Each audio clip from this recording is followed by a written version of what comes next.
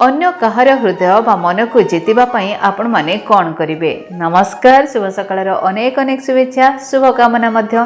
दर्शक बंधु कह जाए जीवन में मिसिक रहिबा निहाती आवश्यक अटे। यह सही समय अटे गोटे नुआ संपर्क आरंभ करिवार। मिसिक रहिले ही संपर्क मजबूत होता है, व्यापार वाणिज्य वृद्धि होता है, किंतु सबुठु अधिक महत्वपूर्ण अटे व्यवहार।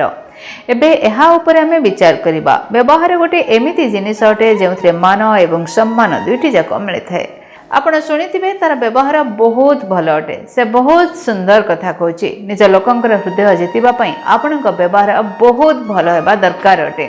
प्रत्येक व्यक्ति भल पाइबा ठारू सम्मान चाहिए। आपण काहाको भल पांतु कि नहीं, जदि ताको सम्मान देबे से सब बेले तुमको मन रखिबो। जदि तुमे काहाको भल पाउछ, तार भल पाइबा पाइबाकू चाहुछ, तेबे सर्वप्रथमे आपणकू तांको पई झुकिबाकू पड़िबो। आपणक हृदय रे तांको पई अतुट प्रेम थिबा आवश्यक अटे। जदि आपण भल पाउछंती ता पई सेतिकी जत्नवान हेबा निहाती भाबरे दरकार।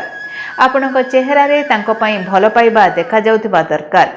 सब व्यक्ति चाहे जेबे किए ताकू भल पाउछि ताकू जीवन ठू अधिक प्रेम करू। जदि आपण आपणक जीवन रे काहाकू चाहुचंती, यह निश्चित करिथाय जे आपणक हृदय आपण निज लोकंक हृदय रे केते दिन पर्यंत रहिबे, यह निश्चित करिथाय आपणकर व्यवहार। तेणु व्यवहार को निहाती मजबूत करंतु। दर्शक बंधु सब बेले सत कहिबार गोटे अभ्यास रखंतु। देखिबे प्रत्येक लोक आपणको भल पाइबे। आपण आपणक व्यवहार द्वारा कहार मध्य हृदय को जीति पारिबे और तार हृदय रे आपणक पई जगह मध्य बनै पारिबे।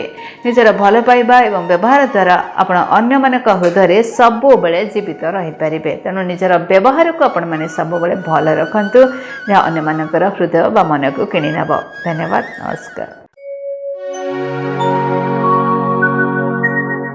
डीटीवी ओडिया देखिवा पाई सब्सक्राइब करंतु एवं बेल आइकन को मध्य दबाई दियंतु।